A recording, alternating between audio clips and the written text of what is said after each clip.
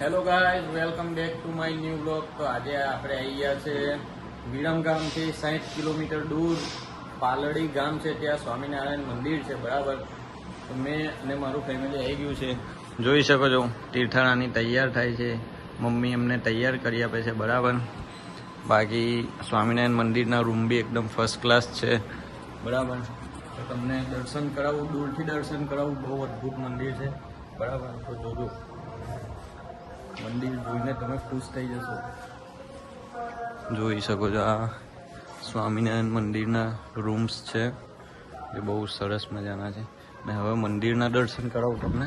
જોઈ શકો છો કેટલું સરસ મજાનું મંદિર છે, બરાબર. દર્શન કરી લેજો, તમારી બધી મનોકામના પૂરી કરે ભગવાન. જોઈ શકો છો કેટલું સરસ મંદિર છે. આ તો ઠીક છે, બાકી આગળથી જે મેન વચ્ચેથી બતાવું ને તો બહુ સરસ મંદિર છે, બરાબર. જોઈ શકો છો.